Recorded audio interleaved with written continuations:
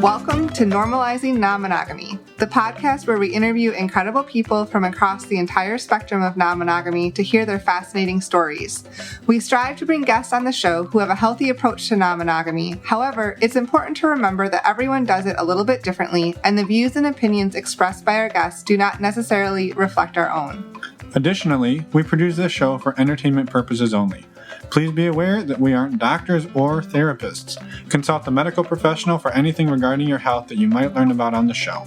Enjoy! Welcome to episode 2 of the Power of Witness series. We are back this time with Bill and Felice for their episode, their chance on the hot seat. And we have just a short little intro with Finn and Catherine here. And really quick, Emma said, hello, Catherine. Emma said this is episode 2. If you're like, where's episode 1? Go back. It's actually just the episode previous to this. And it will actually be really beneficial for you to listen to that intro episode. It is long. We know it's long, but there's so much good stuff. It lays a really strong foundation for what you're about to hear in this episode. And so we highly recommend doing that. We also would maybe recommend, if you can, at some point, listening to episodes 42 and 130. These are the episodes in which Bill and Felice came on and shared their story on our podcast. And it will give you some context for this episode and this story you're going to be listening to. And links to all of that are in our show notes, normalizingnonmonogamy.com, or in your little podcast player. Yeah. Not required, but a good idea. Right. Catherine, anything you want to say about this? We usually just ramble together for like an hour during the intro. I just wanted to say that this hot seat session with Bill and Felice is really, I found it to be really powerful. And again, just to reference the chair work, the inner parts work. In this one, we're really going to talk a lot about the pure child and the adaptive child, and the difference here being the pure child, just being that very pure essence of who you are, your wants, your needs, we call it infantile narcissism. This is where narcissism isn't a bad thing. It's when we're that little, we just want it to be all about us. And that is how it needs to be for our survival. And then also when we talk to Bill, we get into the adaptive child. And this is a protector part that learns quickly how best to show up in your family of origin to get the love and approval that you are seeking, even if it means folding yourself into an uncomfortable pretzel now and again and actually suspending your needs. So I just wanted to give some context and some vocabulary words, if you will, about what this pure child, little girl that Felice discusses, and this adaptive child and the way that he was trying to protect Bill. Perfect. Yeah, thank you for that context. And a huge thank you to Bill and Felice for being here and for, sharing so much of their story publicly on our platform. We're eternally grateful. And just a quick note, the sound quality on this is listenable, but it's better than listenable, lady. I spent a lot of time editing this thing. We did our best, and just hang there with us. We know that it's all audible, but I just wanted to give that disclaimer. Nevertheless, thank you, Bill and Felice. And we'll see everybody on the other side. Yeah, let's go. All right. Welcome. Hot seat number 1. So for our witnesses, I would like to encourage you to think back to our feedback lesson about how to give this feedback after you hear Felice and Bill, after I coach them. And it might be helpful for you to have a pen and paper, or if you've got your phone, where you might type some notes if there's something that happens in the session that really speaks to you. Then I encourage you to go ahead and make a note of it right then. Because then after their hot seat time is over, we want you to be able to go back and describe the feedback as if it had just happened. Again, remember, if you feel something in your body, to make sure you make a note of that. If there is a certain word that they used, or a turn of phrase, or something that just really landed, remembering that specificity is such an important part of giving great feedback. So please take notes about how this affects you. Okay. All right, Bill and Felice, you got your buns warm, ready for the hot seat? Yes, ma'am. Great. So for the listeners out there, I've had a private consultation with each couple where we discussed a little bit of background. Of course, I've listened to their podcast episodes. Then we talked about what issue that they wanted to bring to the hot seat. And it's a challenging ask because this is an issue that needs to fit in 50 minutes. Usually I work with people for an hour and a half at one time, much less many times. And it needs to be something, I've asked them to make it something juicy and vulnerable enough that it's real and interesting, but not so juicy and vulnerable that they would feel unsafe sharing it with being witnessed, and of course with all of you listeners out there later.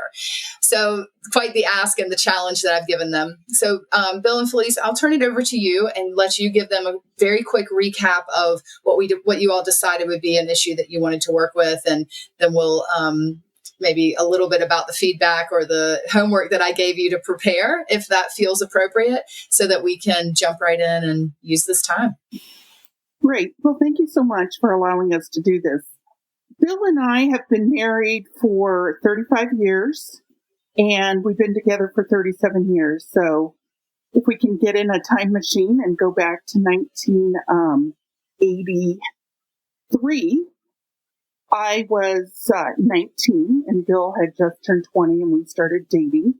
And I come from a very religious background, Catholic, and I had never been with anybody else. And Bill and I, we just connected on really so many levels, but not sexual. And we had some very tough years in the beginning regarding just realizing who we were and asking the other person for what we needed. And Bill was very frustrated in those early years, but he was very good to me. And now a lot of that is coming out.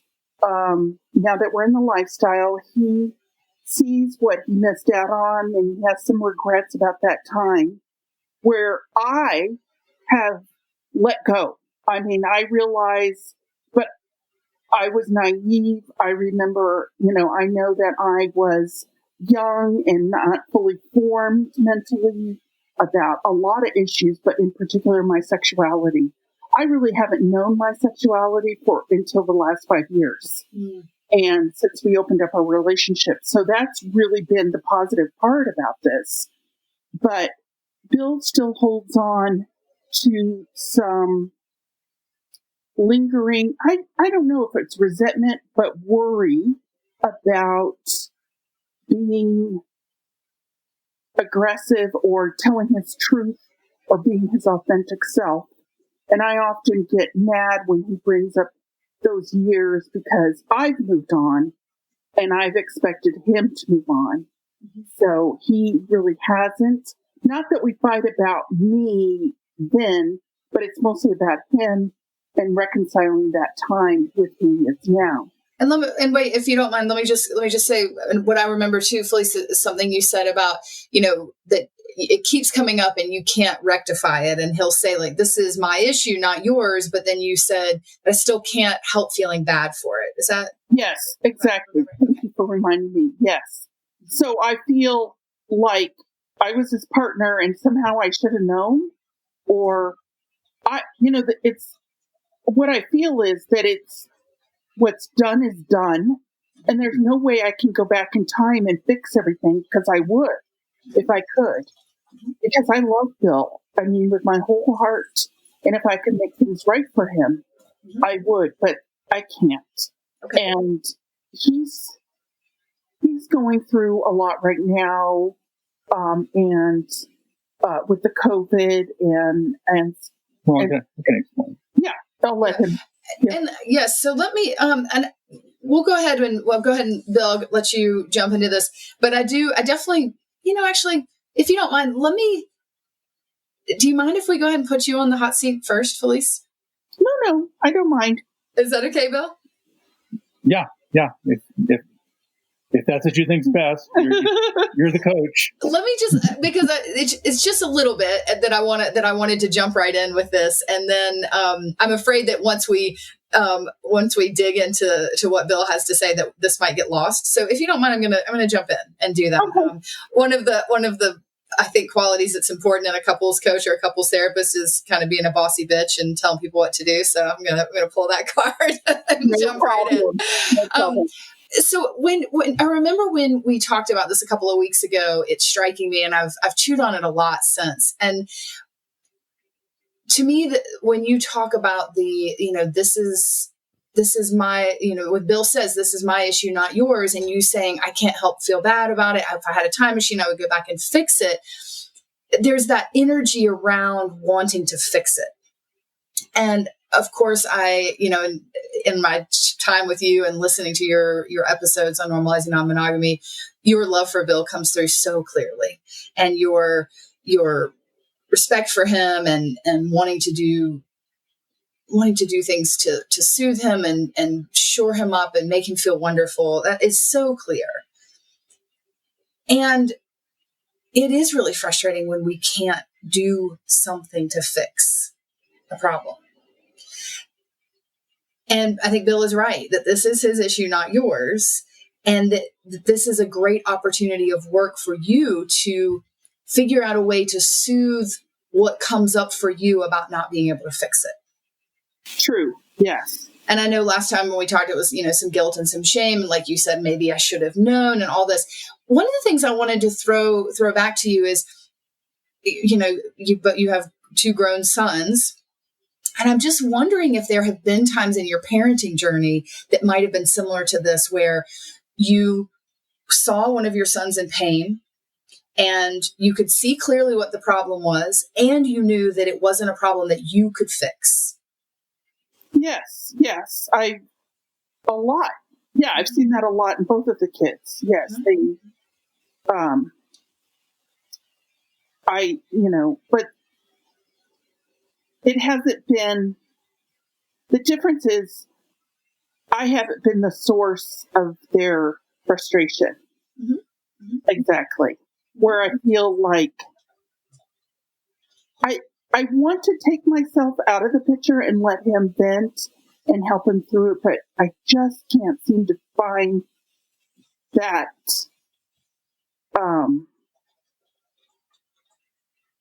that inside me, because as soon as he starts talking back about the days where we didn't have sex for a couple of weeks, I know how frustrated he was, but I had to be authentic to me, and I just wasn't the sexual being that I was now. I mean, I had a lot of Catholic upbringing, and it kept saying to me, "You are a vessel for children, not for fun." Well, and when I hear you say that, it's some of the homework that I gave you was to start to understand some of the characters or chairs, this framework that right. I use. And, when I hear you speak like that, that sounds to me very much the adult chair. That's fact and that's truth. That is realistic. It is very compassionate to your 20-year-old self. Yeah. It is loving to that part of you, the logic and reason to say, I wish, maybe I should have known, but I didn't know. If I could get into a time machine and fix it, I would. All of that sounds very adult chair, yes. Which is where we want to spend the most of our time. Right. And what I guess I'm hearing is that there is this, that your most adult and evolved self wants to be able to sit and, using our word for our series here, witness Bill in his frustration and struggle and let him vent and be his best friend in that way. And you say, and yet somehow I can't. Yes. But then what's interesting is when you say, but somehow I can't, you give me logic and reason to explain why you couldn't do those things when you were 20.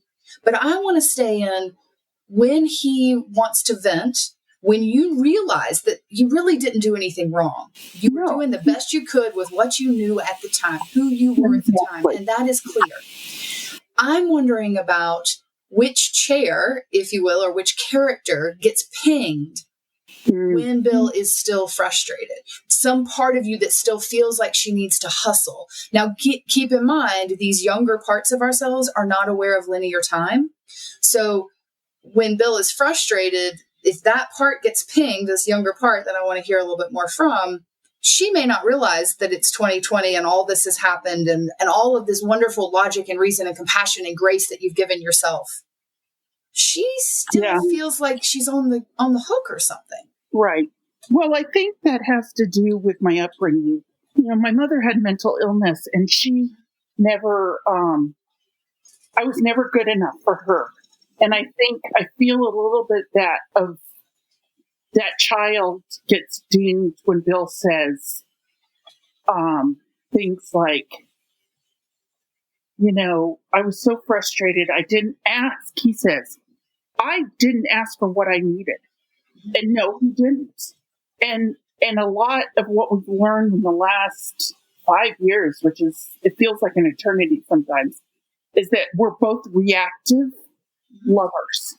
Mm-hmm. And when two reactive lovers get together, it's like a magnetic, like, boom, it does. There's no initiator. There's no initiator. Mm-hmm. And so if I didn't initiate, then, and Bill really needs enthusiastic consent, that's kind of his love language or love, how he pursues. I didn't give him that. And I know why. I understand myself. But I just don't understand why he can't let it go. And wait. Instead of it about him not being able to let it go, because we're going to go over to his side of the street in a second. What I'm wondering about is what I have this, I'm kind of throwing some noodles against the wall, or have this wondering about this little piece of you that can't let your responsibility go. Now, when you've told me, and you were so eloquent in talking about it on your episode about your mom and her mental illness and the lack of consistency, and like you just mentioned that you were never enough. One of the things that can happen when you're raised in a home with mental illness is you get the message that it's your job, you are responsible for the emotional equilibrium of your caretakers. Yes. And you get this inflated sense of duty and responsibility, and really even power, that you can make her mad, you can make her sad, you can make her happy, when that's her mood disorder, right? And so it's this inflated over responsibility for her emotional equilibrium, which can make you incredibly gifted at being intuitive and reading a room and noticing things about people. That's the bright light of it. The shadow of it is this burdensome responsibility and honestly kind of misguided notion that it is your job, or that it's even within your power to affect the emotional equilibrium. When Bill's words so far, what we've heard is very much him taking responsibility. I didn't ask for what I needed, but then that's their part of you. It's almost like I hear her saying, you shouldn't have had to ask what you needed. If I was a good girl, I would have just known. Exactly. Yeah. But it's also, I think what really gets me is that I've forgotten about it. I've moved on. But I've had therapy in every decade in my 20s. I've had it in my, 20s, since my 20s, 20s, 30s, 40s, even my 50s. And I don't think Bill, he's never really dealt professionally with these issues. And I applaud him for trying now, but I've resolved myself to the life that we used to lead and understood it. And I don't understand why Bill hasn't. I guess but you're right. Every time he brings it up, I get this, I shut off from what he's telling me, and I go back, and I'm that little girl again. I have tried everything in my power to make it up to you, and you still can't get over it. That's what goes on in my head. Like, I just want it to be done. Mm-hmm. And And so, and in that, like where you're wanting him to go, it's one of my favorite sayings about codependency. Like, I can't be okay till you're okay. So can you hurry up and be okay? Yes. So I can be okay. Okay. So it's like when he's struggling with that, it's like, I hear you kind of going, oh, my little girl got pinged. She's crying in the corner. Can you be okay so that she can be okay? Okay. Exactly. That's exactly how I feel. Right. So Yeah.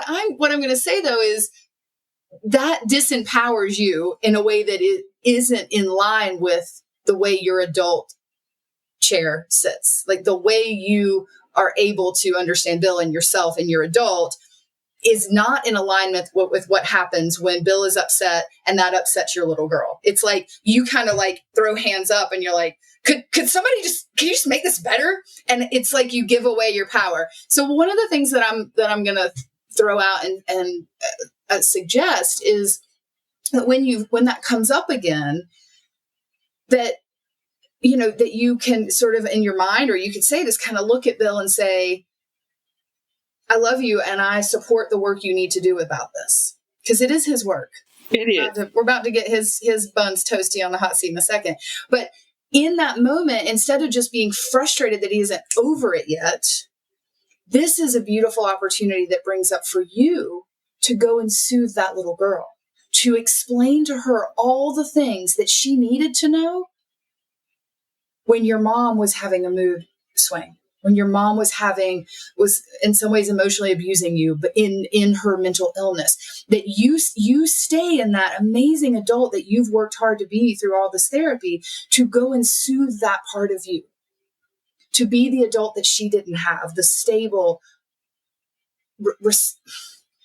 the stable one that would be able to show up for her emotionally, to explain it to her in a way that she could understand, or at least let that part of you trust you enough to say, this is really complicated adult stuff and it's not your job. You don't have to take this on. You get to just be a 7-year-old little girl and play with My Little Ponies or whatever it was, Yes. And so I mean, when you talk about it, I can feel that angst of like, right. Why is he still not over this?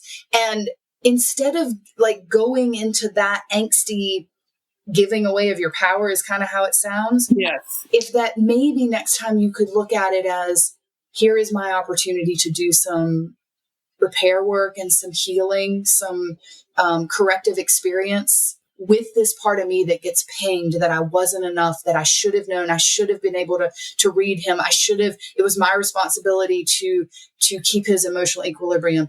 That she believes all of that. And none of that is true. Bill's not even saying that's true. Right. But she still believes it and needs you to step in and soothe her and give her a different narrative, a different way to understand it. I understand. How does that land? No, it sounds perfect. It sounds right on. Mm-hmm. Because, yeah, she still keeps coming up. Mm-hmm. Mm-hmm. Yeah. And, some of the resources that I shared with you in my relationship boot camp about the inner child meditation and, really understanding this little part of you better. Keep in mind that it may be hard to access that part, like adult, compassionate, logical, rational you that has done this work. As you lean down to her, if you will, kind of metaphorically, she may be like, who's this middle-aged lady? She just sounds like all those other adults, right? Mm-hmm. Because if you think about where that part of you was sort of frozen in time, adults were not really very trustworthy. They weren't helping you get your needs met. They weren't doing their job. And so while you're the same person, I know this sounds kind of crazy, like multiple personality disorder or something, but I do find that if we personify these parts, it gives us a framework because again, it's like the same thing keeps happening over and over. And you're like, again, you kind of keep saying like, when's Bill going to deal with this? Exactly. Who knows? Bill may never deal with this, but you know what? You have the power to deal with this differently. Right. And that is about you gaining the trust and access to this little part of you that gets pinged when he's upset. and helping. And it might be a slow process at first for her to trust you and to listen to you. She will need a lot of repetition. Remember how when your boys were young, they wanted to read the same book every night? You're like, but look, I got all these books from the library. And they're like, no, I want the same one, because they want predictable repetition. That part, those young parts of us need that. Okay. I understand. Yeah. So, and I'll in our follow up, I'll kind of highlight some other areas that might be in some of the resources that I shared with you that might be especially helpful for you to start to build that relationship with that part of you, and give you some scripting or some tools to start to soothe that part. And then when Bill gets upset about it again, instead of you getting frustrated, you're like, here's my opportunity, because I just felt that part of me get pinged. This is my chance to go take care of her. Yes. I often want to run away and tell them I've got something else to do, or work's calling, or anything to get away from it. I feel frightened, and I do want to run away like a little girl. Mm-hmm. Yeah. And not face the music.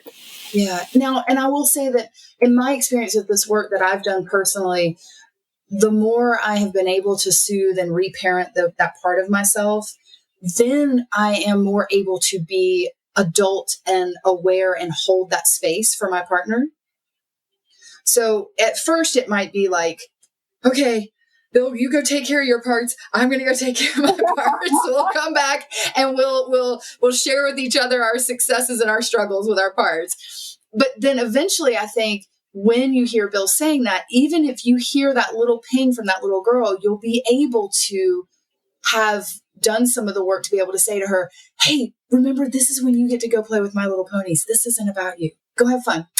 And then you can turn in full adult presence to witness the frustration that Bill needs to vent.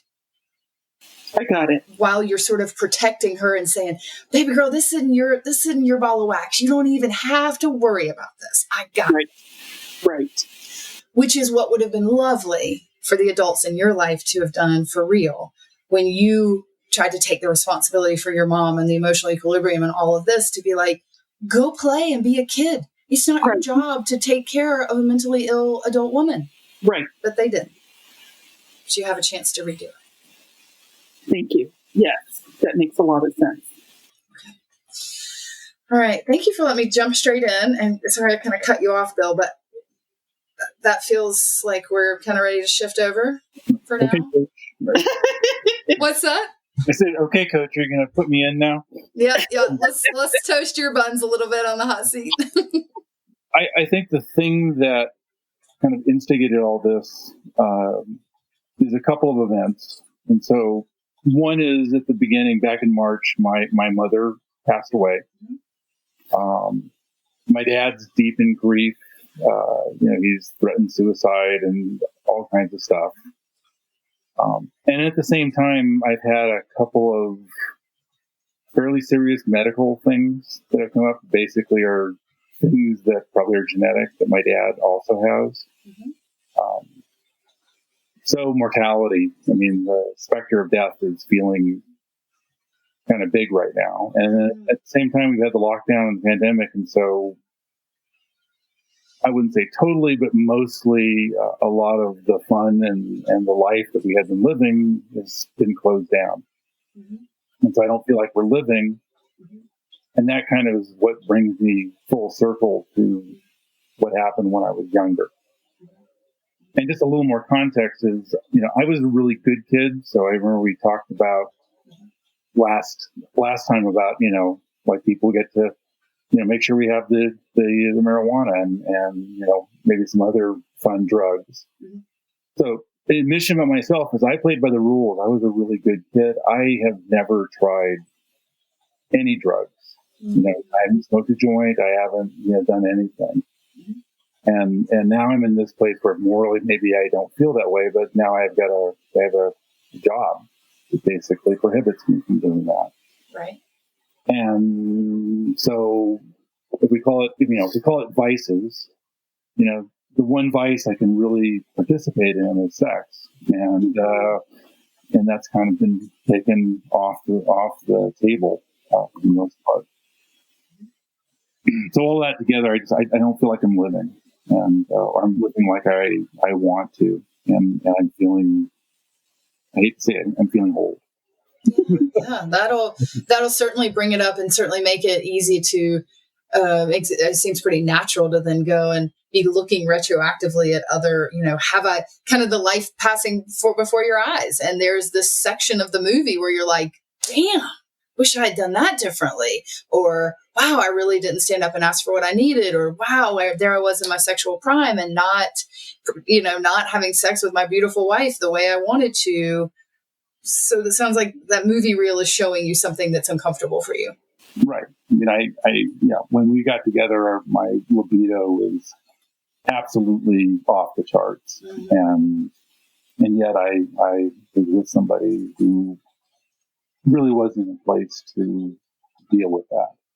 And I wasn't what I realized, I wasn't in a place to actually ask for what I needed. Mm-hmm. Yeah. Okay. And so when you talk about, when you see this, Felice describes it as you not being able to let it go. Is that how you would describe it too?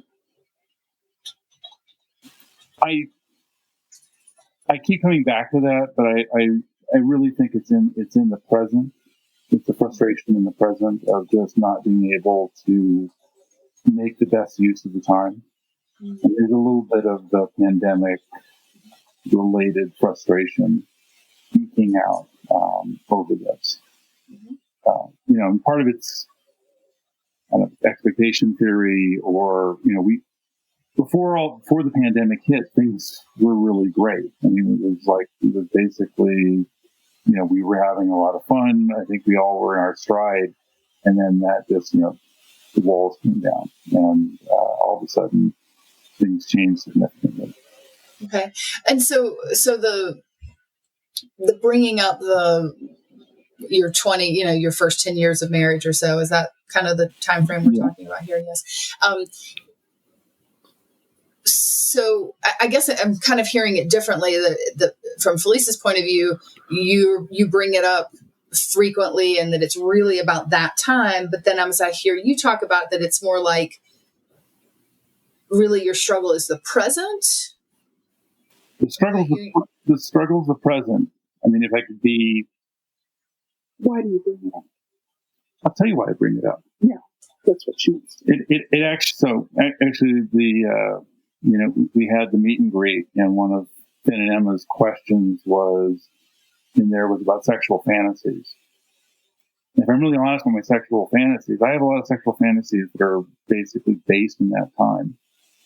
Like what I wish I was doing in that time. How I wish we were having sex. That it looked a lot more like now, or somehow I could get her to get with the program and enjoy herself the way she enjoys herself today. And so I think that was one of the things that sort of basically flipped a switch in my head. And I realized how much of that thought in my head was grounded in that time. Mm-hmm. Kind of wishing things were different. So when you talked about that,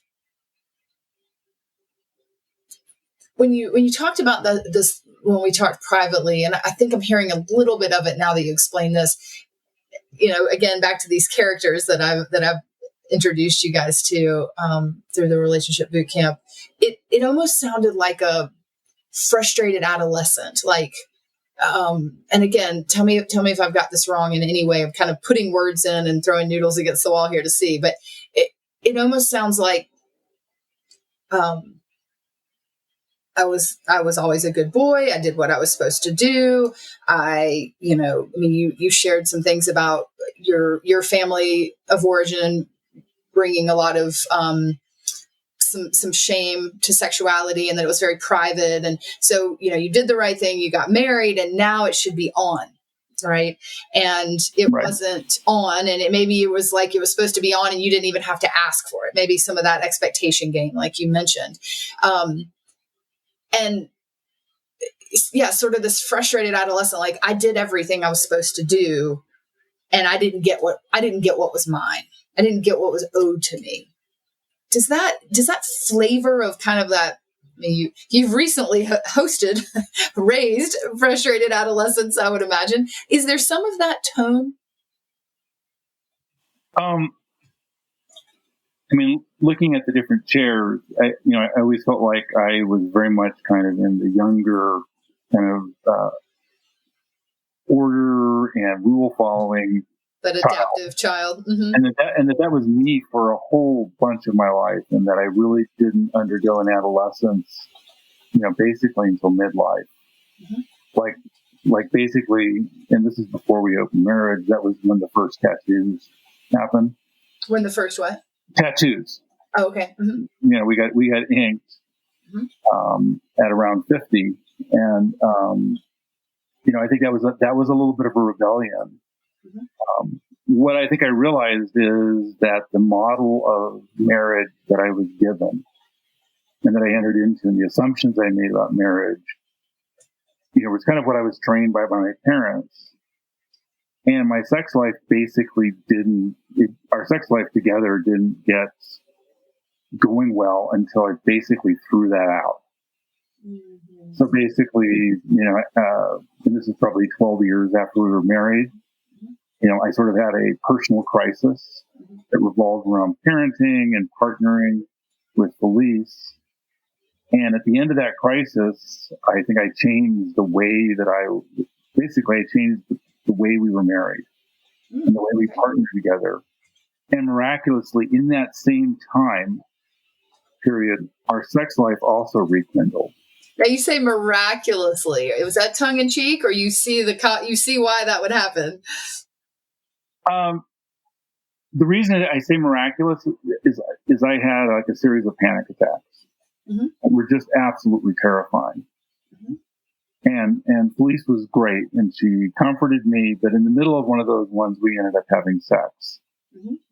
and the sex we had was just transcendent. Mm-hmm. It was just had better since then, but at the time it was the best sex we had ever had by by a mile. And do you have any idea or thought about why that might be? I think we were just so intimate and connected. I was terrified of what was happening. I didn't know what was happening. I thought I was losing my mind. And, but in the wake of that, after that, our sex life. Wait, hold on. Let me slow you down for just a second. Yeah. You were terrified. You didn't know what was happening. And she was there, and you didn't push her away, and you didn't hide your fear. So you were vulnerable. You were as vulnerable as you probably had ever been. You were as weak. I've got air quotes that you can't see on podcast land. Yeah. You were weaker than you'd ever been. You weren't following the rules about how you were supposed to be as a partner, as a man, as a father, as da-da-da-da-da-da. All that was breaking down, not even because you wanted it to, but this panic, this anxiety was so high that it broke through as a panic attack, and you didn't have control. And she was there. And then there was physical intimacy on top of it. So you had, I don't know if you've ever heard intimacy broken down as into me see. So you were at your most raw, most vulnerable, and you may not have asked to be seen, but you were there. You didn't hide, didn't run away. And she said, "Oh, I see you, and I want you. I want you in a physical way." And keep in mind, men are very much socialized to accept and really feel validation from another person, mostly through their penis, because that's the one way we let you be vulnerable. It's orgasm, We want our knights in shining armor to be strong all the time, but you can get the O face. Like, that's the one place. But here you were in this very vulnerable, emotional state. Into me see. She says, "Oh, I see into you, and I love you, and even will validate you in this sexual way," the way that probably you were able to understand the most. It is not miraculous to me that your sex life got better. It makes a lot of sense. It's amazing that you all took a panic attack and turned it into a sexual experience. Brilliant. That's wonderful. But I think so much of that probably was you cracking open, being seen in this way, and loved anyway. maybe loved because of. I don't know, Felice, or I see you smiling a lot in this. That breaking open was probably really profound for you too. Yeah, I don't remember it as well as Bill does, but I do remember it. I remember our house, and I remember the day, like the room, but I didn't know it was so transformative to him, I guess. But he became a better father, a better husband. He stopped. Well, and I think too, his career was, he put in a good, 10 years already? Yeah. And so almost. Almost. And so I think his career was solid. People liked him. They knew he was a hard worker. They knew his genius. So I think all that kind of came to a head all at one time. And he felt like, I don't need to be at work all the time. And I can be home with the family, and I can support, the family issues as well as the work issues. Okay. So you saw this difference. So sorry, I just wanted to make sure that I slowed that down to really, I feel like that's a really beautiful transformational moment that, like I say, even if you didn't say, I'm going to be especially vulnerable today, it's more like, I'm having a freaking panic attack. That vulnerability allowed that really deep connection.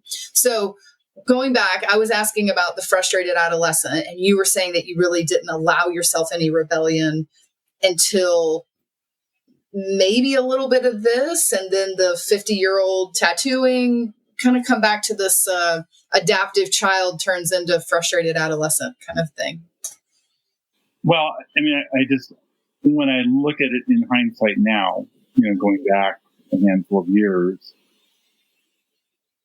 I just was always, played by the rules. And then if I look at the last, 7 or 8 years, I started to break a bunch of rules, like a whole bunch of rules. But before then, I was always the good kid, and it was all my childhood. I think I realized in retrospect that I was always trying to get favor from my parents, trying to make them proud of me. And for the most part, that pride, that they never gave me that. They did not? Not really, no. Okay. It was more like all these good things you were doing were just expected?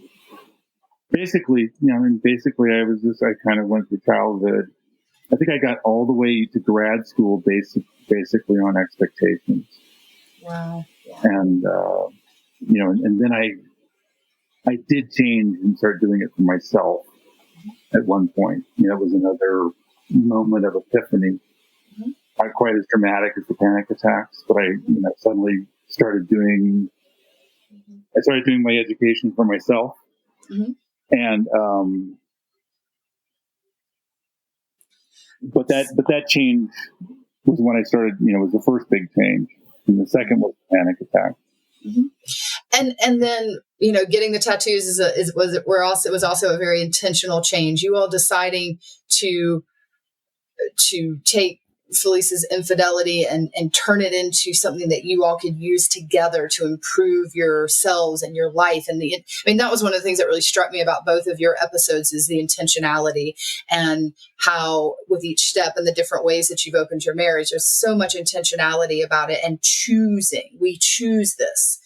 And to me, it seems like the part of you that was so strong early in life, and really probably until this 12-year mark in your marriage, it was that adaptive child.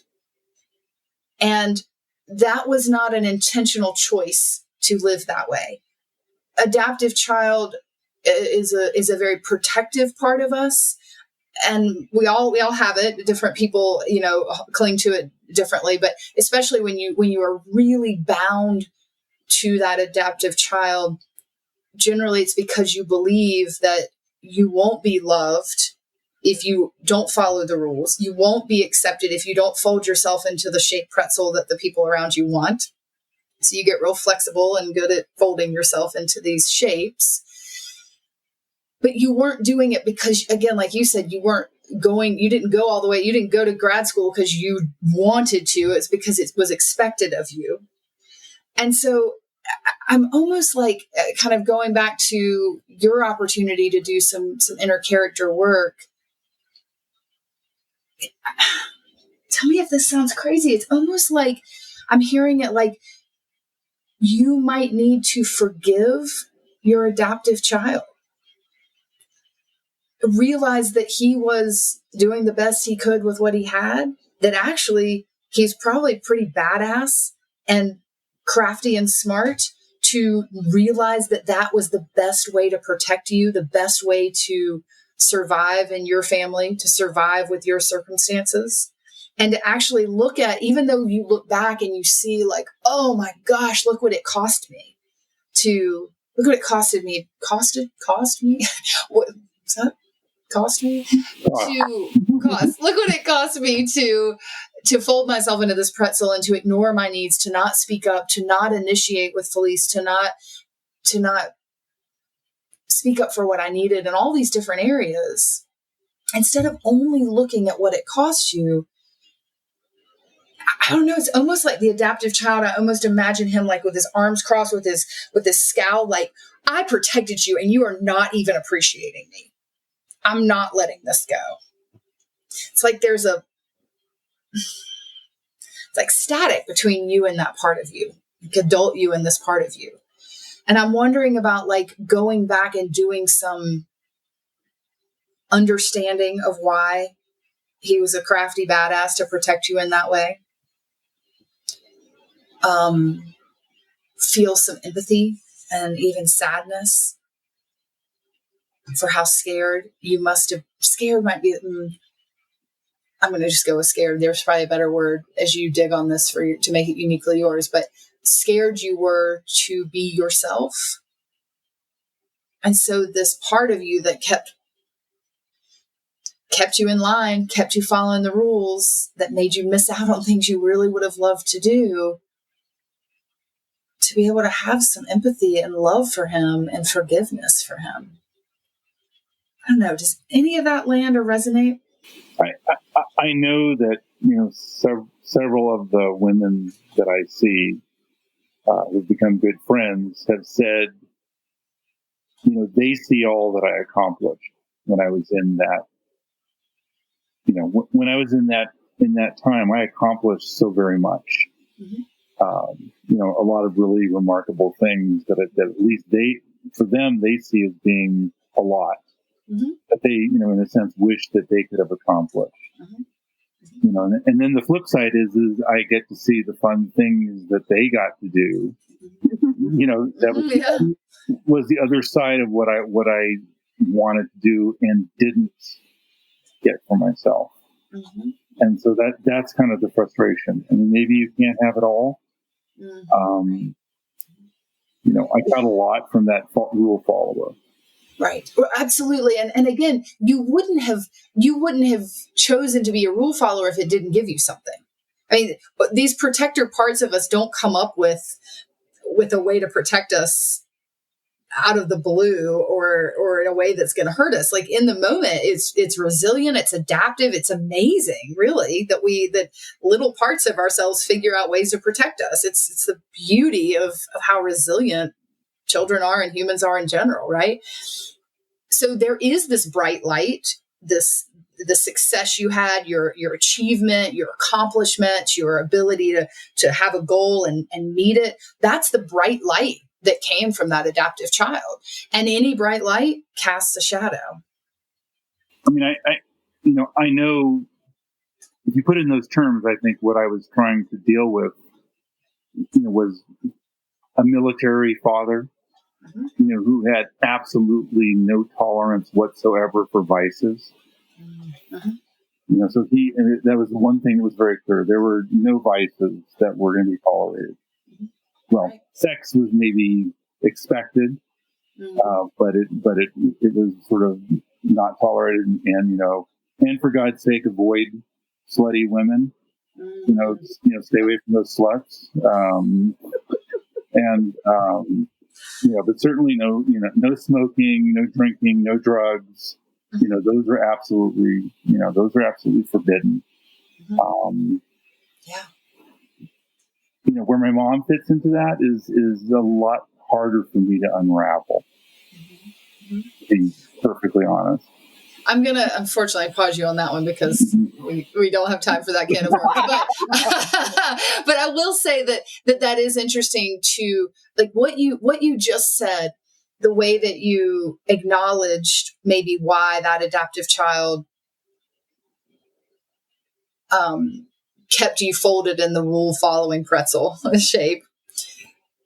You saying, well, I did have this military father with no tolerance for vices. That is you saying to that adaptive child, oh, dude, I get you. I see why you'd go there. I see why you would help me, why you would tell me that this is the way to survive and thrive.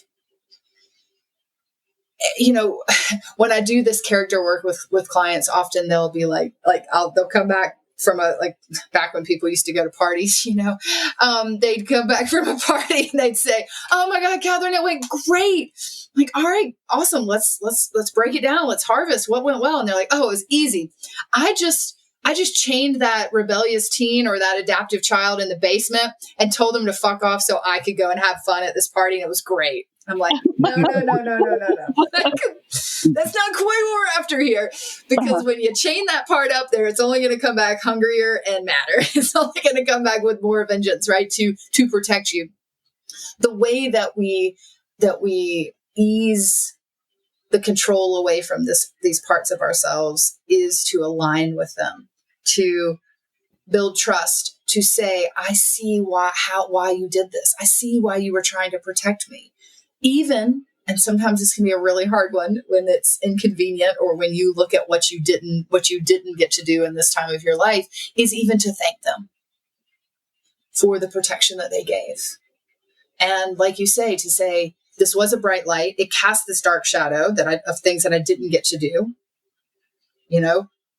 You could have had a rebellious teen part of you that got really strong and had a way to protect you.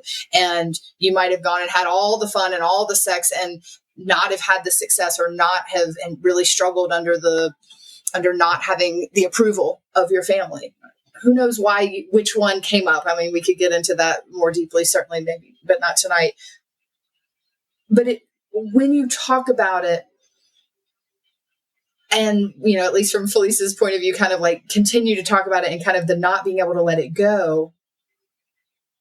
Usually that to me pings, there is some part of you that is not feeling heard.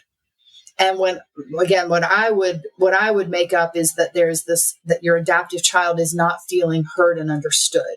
Like, hey dude, I was trying to help you. And all you're complaining about is you didn't get enough sex. Really? Can we talk about how much I protected you?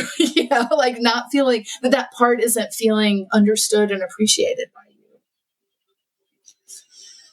Also hear grief. And that's okay too. Like there is room to grieve lost opportunities, to grieve roads we didn't take, opportunities that weren't available until later. I think that it makes sense that you would be sad and have grief about that, especially right now and with the brushes with mortality and life being less fun and time ticking and all this, right? So I also would encourage you to do some grief work, where you can even look at the 5 stages of grief. As you can tell, I love a framework. So anytime I've got a framework, I can try to push data through. I love it. So, if you look at the 5 stages of grief and you think about this time, playing with the emotions of all of those stages of grief, to give yourself permission to grieve this without vilifying the situation, without vilifying who you were then that couldn't stand up. If you can love that part that protected you and do the grief work, to me, it feels like that might help this feel less crunchy. I don't know. How does that word grief sit with you? It's interesting. I mean, my father's doing a lot of work with grief, and he's actually working with one of the experts who actually, there's the 6th stage of grief now, which is meaning. Yes, beautiful. And so my dad and I have had a lot of discussions about that, and so I'm familiar. I haven't thought about applying.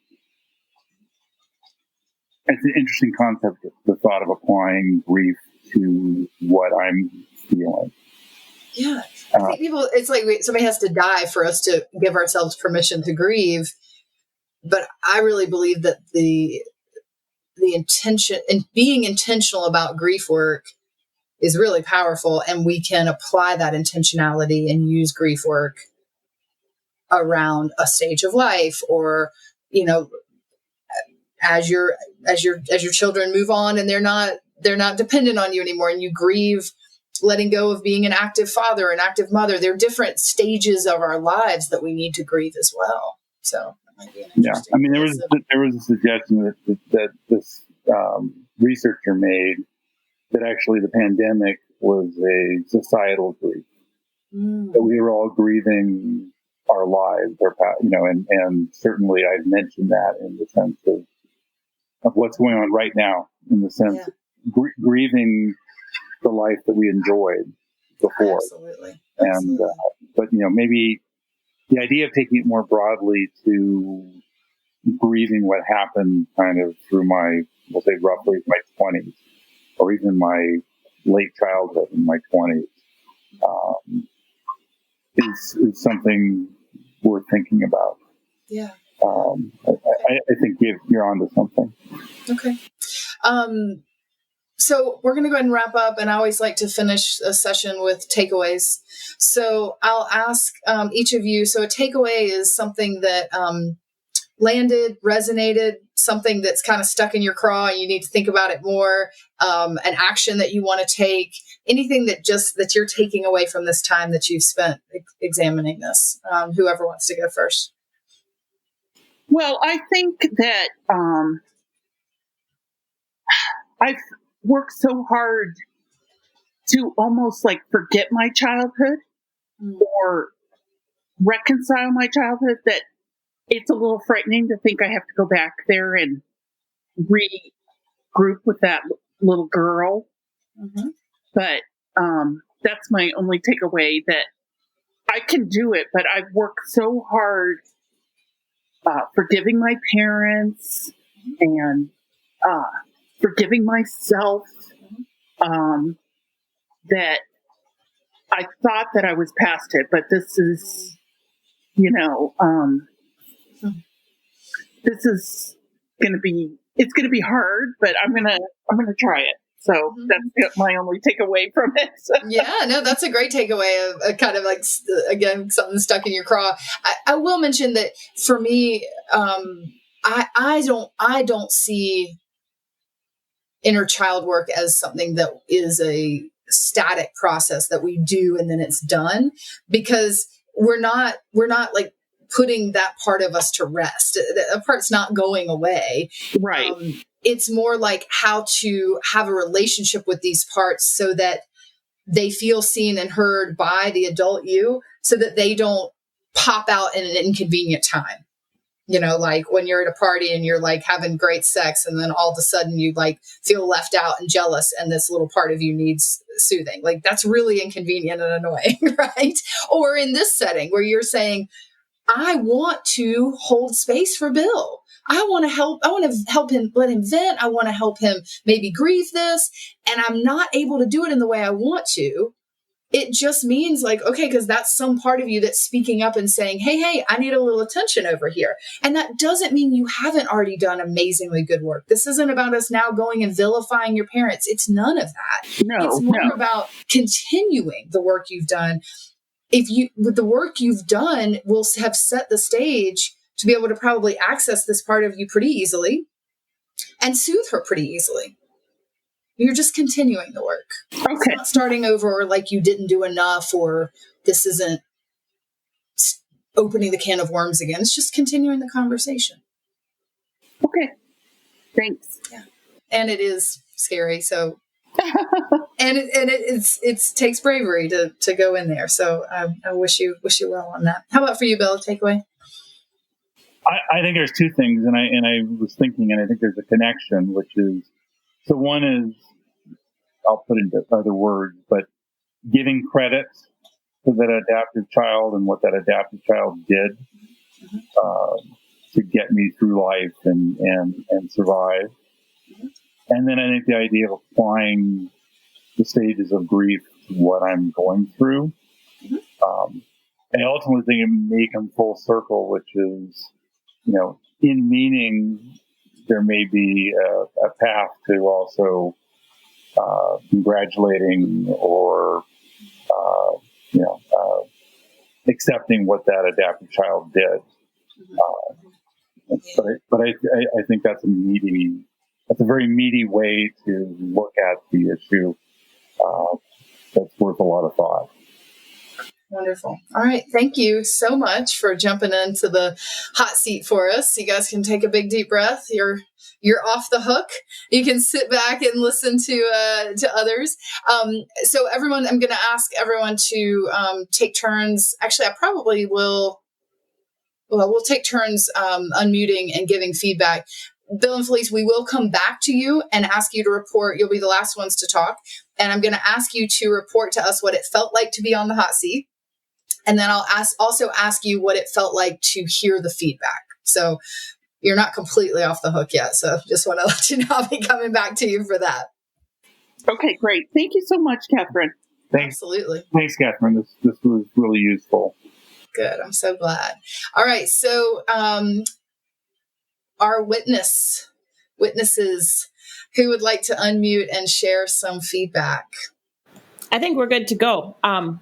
Oh man, Bill and Felice, so many phrases that I caught. Felice, you said what's done is done, and there's no way to go back. And just being in that space of understanding, forgiving your past, but knowing so keenly that every step of the past has brought you to the awesomeness where you are today. That's been something that I know I have really worked with, and I see that in you guys. Like every step of your past is what has brought you to be the amazing humans you are today.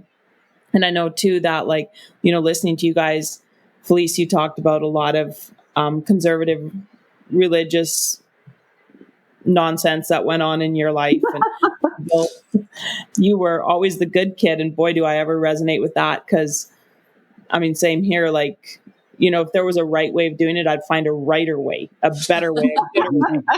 And so, not having that trial and error as a young kid, and now I'm 40, experiencing that is really difficult. But there's something, like, I just go back to the part that, what if that's what brought you here? There's so many people who never get this opportunity. And I look at, like, the conservative, the pressure that, it's like diamonds. The pressure that builds us is what creates the beauty around us. And I see that in you guys. So that's top row for us, for me. Thank you. Thanks. Yeah, Bill and Felice, thank you so much for being brave enough to do this. I think it's awesome. Felice, I really connected with you on the repressed sexuality and, being taught that you were a vessel for children and things like that. If you've listened to our podcast, we have a very similar background in that. And Bill, I resonate with you in the part of, I didn't ask for what I needed. And the guilt and the shame that I carried on that, like what the fuck, this was all out here and I didn't know it. Like, I didn't know I could ask for it. Like it's easy to let that spin me. It still is. And just, now I'm going to bring Catherine into this, of the reminder of the adaptive child. I resonate fully with that. And getting to a point where I thank my adaptive child for keeping me safe in a situation that was the only way I could survive. Like, it was a survival mechanism, and I'm grateful for that. So again, thank you so much for just putting it all out there. It's brave. Yes, thank you. Thank you. All right. Thanks, Jack and Jill. All right. Who would like to go next for feedback? All right, David and Amanda. They raise their hand first. They get to go. Well, first, thank you for sharing. That was I saw how brave both of you are, and you've also showed us how good Catherine must be, and which makes me terrified to be on the hot seat, but also excited for maybe the therapeutic value of going through what you just went through. So thank you for doing that and taking us with you. For Felice, for me, it started with hearing you talk about wanting to fix things for Bill, and obviously, I resonated with that. But then, when you brought up your mom and living with mental illness, and what that did for your childhood, but then also hearing you say that you've come to not grips with it, but a place of understanding about it, and forgiveness towards your mother and forgiveness of yourself. But then also you're hearing your takeaway, and Catherine saying that it's not, because I have also those things, and so it resonated with me, but feeling like you kind of always have to live with that, and that as it's continued work, and that is also kind of terrifying. Want it to kind of be over, but and then Bill, to hear you talk about grief and how that might actually be a good process to kind of go through in the 6 different steps, and the meaning that might give sounded exceptionally hopeful that those things can kind of bring meaning and bring us full circle, as you said. Thanks, Amanda. It was emotional to hear and to be a bystander and now participating. So thank you for sharing that. It really felt powerful. And as Amanda said, this is a really wonderful format. And this is a first for us. We've not done group therapy. Actually, we're starting to think that we haven't done good therapy, but it was, in keeping, Felice, with everything that I've heard you say, when the love that you have for Bill comes through, and also the confusion about not being able to hold that space for him, and it being hard for you to hear, hard for you to be there for him, because it was raising your own defenses, and I could feel that, and really that was powerful. So thank you for sharing that. And Bill, the working through in your head, miss time on this earth, doing other things, and not enjoying what I think we all would agree is the greatest, which is the company of other people, and the things that can lead to. You do, I think, and it's different for men and women and such, but you can really feel how that it's easy to get lost in that. And so, Catherine, thank you for you sort of talking about the work that needs to be done to forgive yourself there, and also Bill, the grieving of that, the sort of remorsefulness that I could feel was powerful. So thanks. Thank you, David. Great word, remorsefulness. Yes. Yeah. Thank you. Yeah. Wonderful. All right. Laura and Casey, you ready to jump in? Sure. Yeah, we can jump in. So I took I took some notes, and I'm just going to start with saying thank you both for being here and sharing your story and, sharing this one piece that it seems like kind of a sticking point for you both. And I appreciate that. And I kind of can appreciate that you've already been doing a lot of work. It sounds like you both have been, doing a ton of work, especially when, Bill, you brought up maybe why you're feeling this way when you were saying, you were feeling like this sense of mortality, your own mortality. And that, to me, that just, I felt it in my gut. I've been feeling that lately. I don't know if it's from COVID or I work in an industry where I see a lot of people at end of life. And so you feeling like maybe you weren't, living your full life or part of your life just really hit me in the gut. So thank you for sharing that. And for you, Felice, I can relate so much with hearing someone say, okay, these are my issues to fix. These are my issues to fix. And maybe you hear that, but deep down, you still almost feel a sense of responsibility to fix things. And hearing that you also are going through that was kind of hard to hear, but good to hear. I just really appreciated you both being so, open with what you have going on, and that you are both willing to do, some work to kind of make it not continue to be a sticking point and not continue to have those, sounds kind of like triggers for you both. So thank you. Thanks, Laura. Great feedback.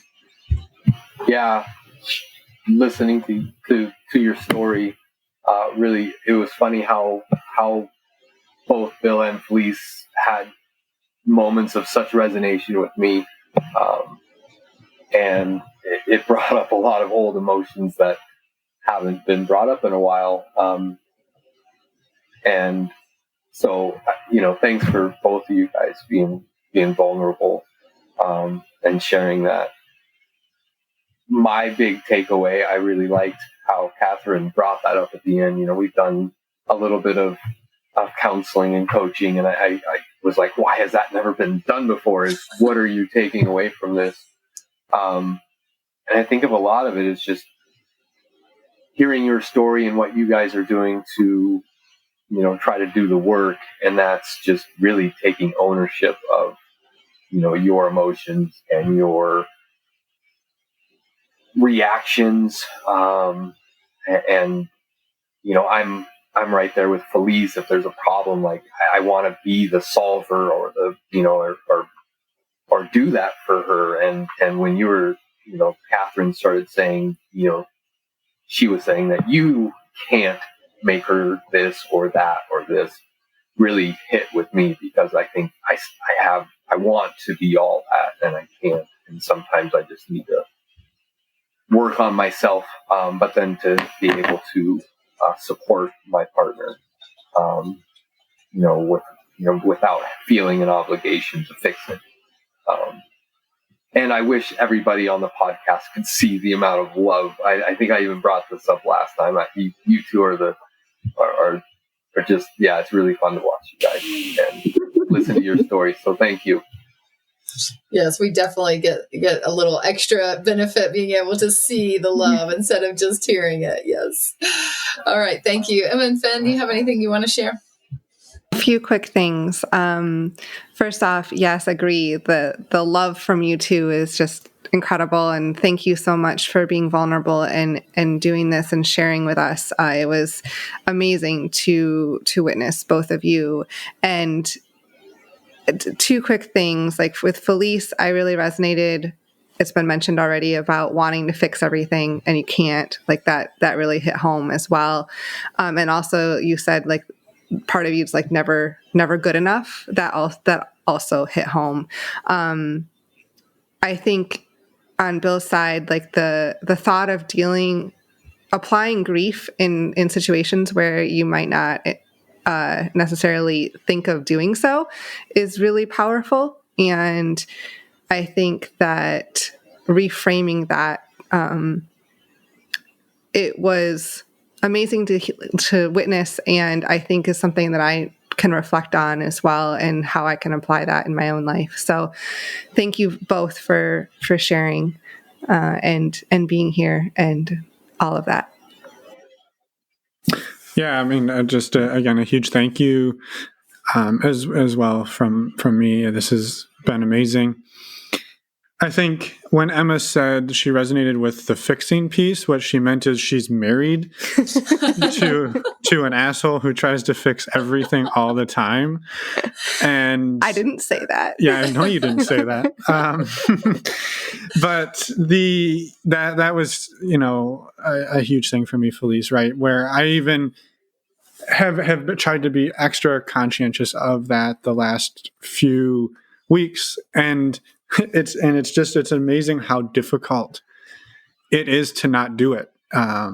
Where literally we'll be having a conversation and Emma will be telling me something that she's working through, and I'll start to chime in with how I would fix it, and then I stop myself and I say, never mind, I don't need to weigh in on this is yours. And then I'll start up again, and I just can't fucking help it. And so it is so aggravating. So that one was huge. Work in progress. So she was talking about me when she said that she resonated. And then Bill, talking about feeling like you want to live and you're not able to live because of the pandemic. I think this is something that I have really, not even just since the pandemic, but a few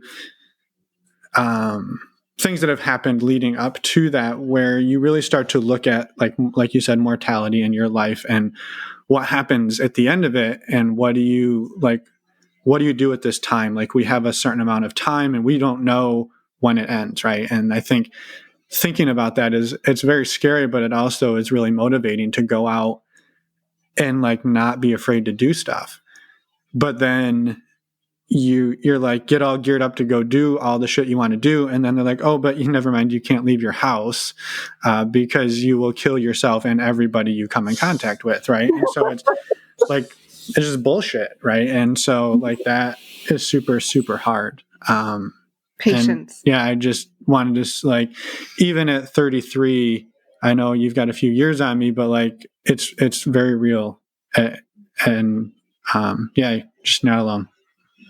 Thank you.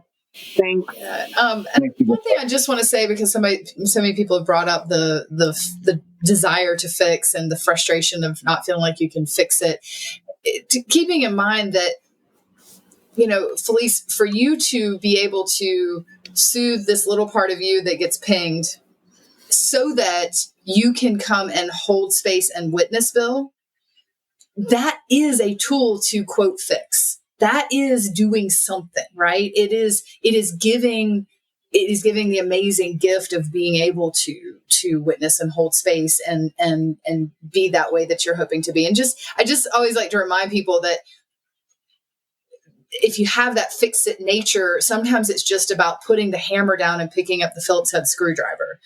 Sometimes you just need a little bit more refined tool to be able to actually use that energy you have to impact your partner positively. So it is not hopeless for you fixer people out there. Because not me at all, because I don't try to do that for a living or anything. Okay, so Bill and Felice, we're coming back to you to wrap up. I'd love to hear both of you share what it was like to be on the hot seat first, and then I'll ask you both to share how it felt to hear the feedback. Well, I'm a A-type personality. I was an actor. So I have no problem being seen and witnessed by people. And I didn't even know you guys were there, really. It was just, I was focused on Catherine and Bill. And so I didn't have any problem with that. Right. Really. So, okay. How about for you, Bill? How was it for you to be on the hot seat? I mean, quite honestly, I don't have her performer but on the other hand, professionally, I do public speaking all the time. Modulo the mic issues. But I do a lot of public speaking, so it really is not uncomfortable. And I think I've gained the ability to show some vulnerability. That I see the benefit of that. I'm like a super big fan of Brene Brown. I think she's awesome, yes. And so I try to take that advice and that way of looking at things to heart. Absolutely. Yeah, I'm actually realizing I always ask this question when I do these Power of Witness groups. And you guys are definitely an interesting sample, because obviously you don't mind putting yourselves out there vulnerably if you've already been on a podcast. So it might not be as difficult for you all to be on the hot seat. But okay, so then if you'll both report back and give us some feedback about what it felt like to hear the feedback. The feedback was good. Did I say I was trying to fix Bill? Because I'm not a nurturer and I don't try to fix people. I just want, what is happening is I'm trying to run away from him and finish this conversation. So I go, get over it. So I am not a fixer. I mean, I do that at work reluctantly, but I'm not a nurturer. I wasn't a super good mom that way. I'm always like, get on your boots and get your bootstraps up and figure it out yourself. I mean, I will add to that, but I'm just frightened when Bill brings it up. I just want to run. Right. I think maybe it was when you said that about if you could get in a time machine and go back and I could fix it. Then, right. Yeah. I would if I put my 6-year-old body into my 19-year-old body, but I had my head, I'd fuck his brains out. Yeah. Love it. Every day, twice a day. He couldn't be walking.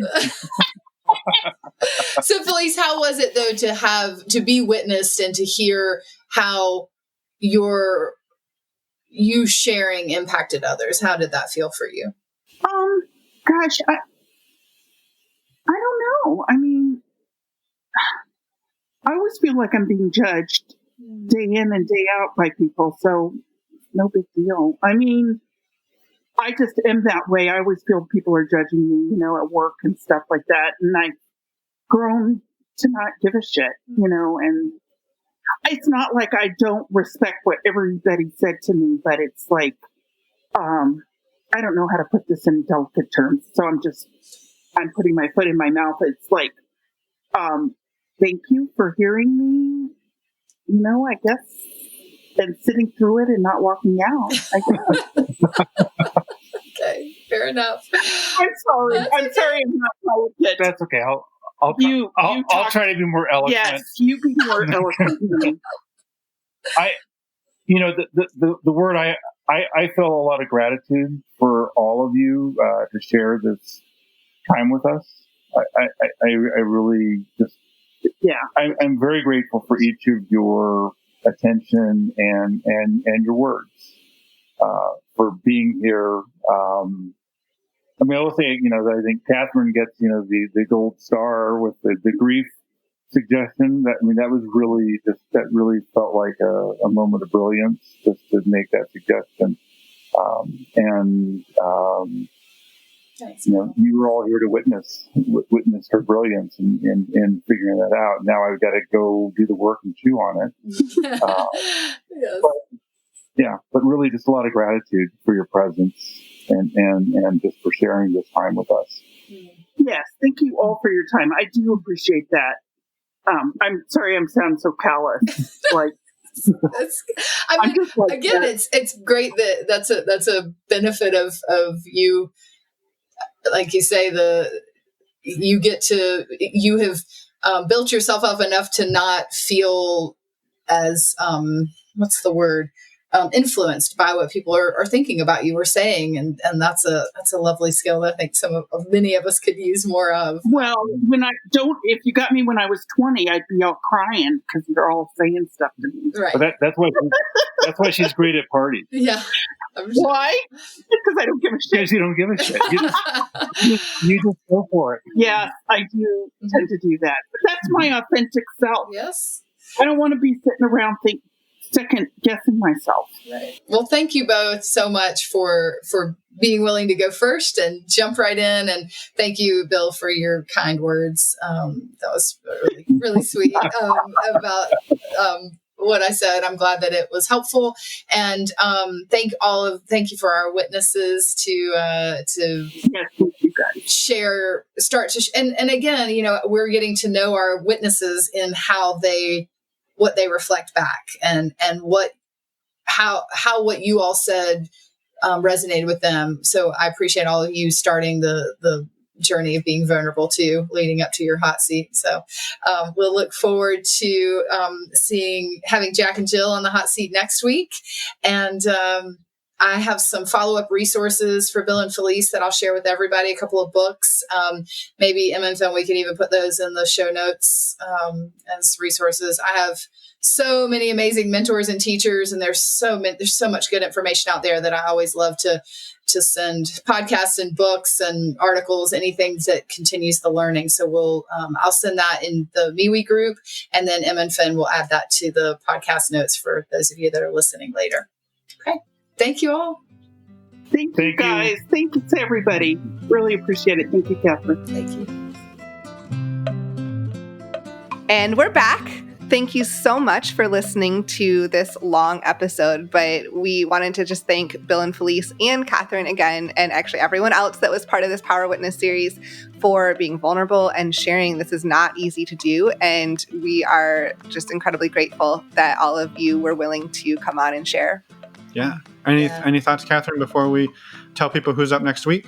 Just again, thank you both. Thank you to Bill and Felice for their vulnerability. And I also was blown away at how well everybody did with their feedback for their first time being at the top row of the bleachers and the type of feedback that they offered. It was so authentic and so supportive of those two. So I wanted to make sure that I highlighted that exciting work. Yes. And as you can tell, it was very impactful for Finn and I as well. So this, just listening and being up in the top row of the bleachers, and it's incredibly useful. Mm-hmm. And so again, a reminder, if you're interested in doing this type of work, not just listening to it, you can head over to our website, normalizingnonmonogamy.com, click on the resources tab, and you'll find the show notes for this, or just into your podcast player show notes. And there are links to sign up for or learn more about the cohorts that Catherine is running for this in February and March and beyond. So check that out if you want to join in on something like this. And to be clear, those won't be publicized on a podcast. Those will be private. Those won't be listened to the tens of people who tune in every week. Tens of people. So our next episode for Power of Witness will be dropping next Friday, a week from today, and the next couple will be Jack and Jill, which I think we said that in this episode as well. But just a reminder, it'll be Jack and Jill. If you have a chance to listen to their episodes before next Friday, they were on episode 97 of our show, as well as Focus Friday's episode 1.7. So if you get a chance, go back and listen to those, and we'll see you next Friday.